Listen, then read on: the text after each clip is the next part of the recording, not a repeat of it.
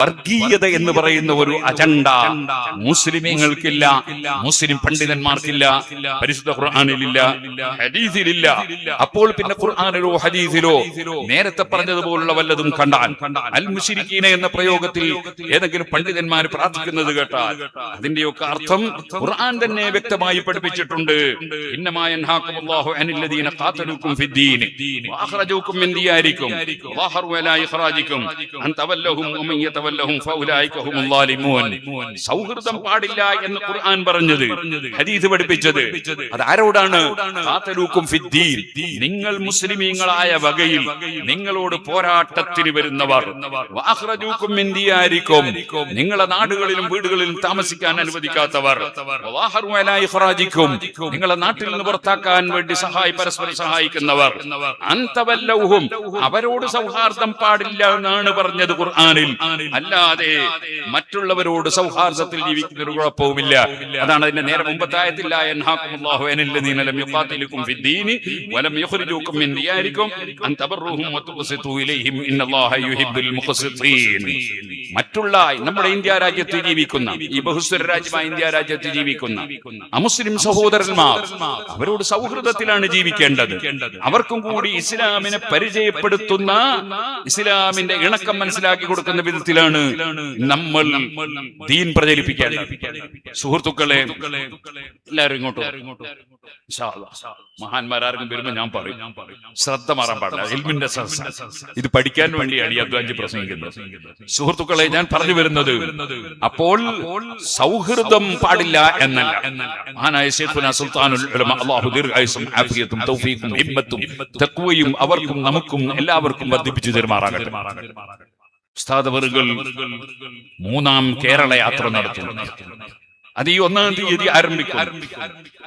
അത് റജബ് 27 നോമ്പിന്റെ അന്ന് ജനുവരി 17 തിരുവനന്തപുരത്ത് സമാപിക്കുന്ന വിധത്തിലായി പോയി. നമ്മൾ തീരുമാനിച്ചത് മാസം കണ്ടില്ല, അതുകൊണ്ട് അത് 17 തീരുന്ന വിധത്തിലായി. മാസം കണ്ട വിവരം മാസം കാണാത്ത വിവരം അറിഞ്ഞപ്പോൾ നമ്മളത് മാറ്റി 16 സമാപനം ആക്കി നിശ്ചയിച്ചു. കാരണം അന്നത്തെ നോമ്പ് നഷ്ടപ്പെടരുത് എന്നതുകൊണ്ടാണ് ആ നോമ്പിനെ പരിഗണിച്ചതാണ്.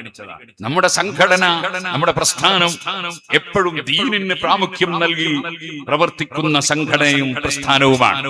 അതുകൊണ്ടാണ് അതിന്റെ സമാപനം തലേ ദിവസത്തേക്ക് മാറ്റിയത്.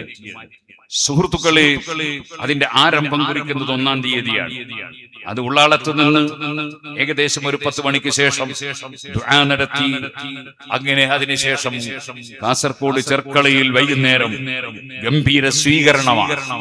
നിങ്ങളൊക്കെ അവിടെ എത്തുമെന്ന് എനിക്കറിയാം, എത്തുമല്ലോ. ഉസ്താദവറുകളുടെ ആ ഗംഭീര ആ യാത്രയുടെ തുടക്കത്തിൽ കഴിയുന്നവരെല്ലാം സംഗമിക്കണം എന്ന് ഈ സമയത്ത് ഞാൻ പ്രത്യേകിച്ചും അതിന്റെ ഒരു സംഘാടകൻ എന്ന നിലക്ക് ക്ഷണിക്കുകയും കൂടി ചെയ്യുകയാണ്. സുഹൃത്തുക്കളെ, ഒന്നുകൂടി ഞാൻ സൂചിപ്പിക്കുന്നു, അങ്ങനെ ഉസ്താദവറുകൾ നടത്തുന്ന ആ കേരള യാത്രയുടെ ലക്ഷ്യം തന്നെ സൗഹൃദമുണ്ടാക്കുക എന്നതാണ്. ഇവിടെ വർഗീയതയല്ല ഉണ്ടാകേണ്ടത്. അതുകൊണ്ടാണ് മനുഷ്യർക്കൊപ്പം എന്നാണ് നമ്മുടെ പ്രമേയം. മനുഷ്യർക്കൊപ്പം. ഞാനത് ഇന്നലെയും വിശദീകരിച്ചിട്ടുണ്ട്. മനുഷ്യർക്കൊപ്പം എന്ന് പറഞ്ഞാൽ മനുഷ്യനാണെന്ന് പറഞ്ഞ് നടക്കുന്നവരുടെ ഒപ്പം നടക്കുക എന്നല്ല, അങ്ങനെയല്ല. യാ അയ്യുഹല്ലദീന ആമനു തഖുല്ലാഹ വകൂനൂ മഅസ്സാദിഖീൻ, നിങ്ങൾ സത്യവാന്മാരായ മഹാന്മാർക്കൊപ്പമാകണം എന്നല്ലേ ഖുർആൻ പറഞ്ഞത്. അപ്പൊ കാണുന്ന മനുഷ്യന്മാർക്കൊപ്പമാണോ എന്നല്ല. ഉള്ള ജമാഅത്ത് ഇസ്ലാമിക്കാരന്റെ ഒപ്പം, മുജാഹിദിന്റെ ഒപ്പം, ഖാദിയാനിയുടെ ഒപ്പം, അതുപോലെ ഭൂതാനി തരീഖുകാരന്റെ ഒപ്പം, ഇങ്ങനെ കാണുന്നവന്റെ ഒപ്പമല്ല. കള്ളു കുടിക്കുന്ന മനുഷ്യന്റെ ഒപ്പം, അല്ലെങ്കിൽ വ്യഭിചരിക്കുന്നവന്റെ ഒപ്പം, അങ്ങനെയൊന്നുമല്ല അതിന്റെ അർത്ഥം. മനുഷ്യർക്കൊപ്പം എന്ന് പറഞ്ഞാൽ സർവ്വ മനുഷ്യർക്കും ഉപകാരം ചെയ്യുക. അതിന്റെ മാതൃകയാണ് മഹാനായ സുൽത്താനുൽ ഉലമ കാണിച്ചു തന്നത്. നിമിഷപ്രിയ എന്ന് പറയുന്ന ഒരു സ്ത്രീ യമനിൽ കൊല്ലപ്പെടുകയാണ്. മണിക്കൂറുകൾ മാത്രമേ ബാക്കിയുള്ളൂ. ആ സമയത്ത് മഹാനായ ശൈഖുനാ സുൽത്താനുൽ ഉലമ ബന്ധപ്പെടുന്നു. അവിടെയുള്ള ഒരു സൂഫി വര്യനായ മഹാനായ ഒരു സയ്യിദ്, ഒരു ആലിമ്, അദ്ദേഹവുമായി ബന്ധപ്പെടുന്നു. ആ സ്ത്രീയെ കൊലയിൽ നിന്ന് രക്ഷപ്പെടുത്താൻ എങ്ങനെ കഴിയും? ചിലർ ചോദിക്കും, അവള് ഒരാളെ കൊന്നിട്ടല്ലേ? ഒരാളെ കൊന്നതിന് പകരം ഇപ്പൊ അവളെ കൊന്നാല് ആദ്യത്തെ ആള് ഹയാത്തായി വരുമോ? എന്നാ തർക്കേടില്ലായിരുന്നു. മറ്റേ ആള് ജീവിച്ചെങ്കിൽ വരുമെങ്കിൽ തർക്കേടില്ല. അങ്ങനെ വരൂലല്ലോ. പിന്നെ അവളെ കൊന്നുകൊണ്ട് എന്താ കാര്യം കിട്ടാ? ആ കൊന്നിട്ട് അത് തൂക്കി വിൽക്കാൻ പറ്റുമോ? അതും പറ്റൂല. ആരെങ്കിലും വാങ്ങുമോ? അതുമില്ല. അതുകൊണ്ട് എന്താ കാര്യം? അവിടെ പോടി കൊണ്ട് എന്താ കാര്യം?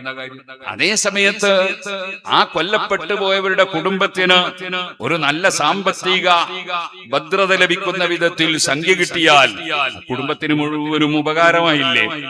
ഇവിടെ ഇവരുടെ ജീവൻ രക്ഷിച്ച ഉപകാരം ഇപ്പുറമായില്ലേ?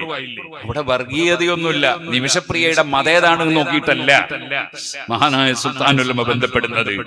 നമ്മൾ മനുഷ്യർക്കൊപ്പമാണ്. അതാണ് മനുഷ്യർക്കൊപ്പം എന്ന് പറഞ്ഞതിന്റെ അർത്ഥം. അല്ലാതെ കാണുന്ന മനുഷ്യർമാർക്കൊപ്പം എന്നല്ല. ഇതും ഞാൻ വിശദീകരിച്ചിട്ടുണ്ട്. ഇപ്പോൾ അതിലേക്ക് കടന്ന് സംസാരിക്കുന്നില്ല.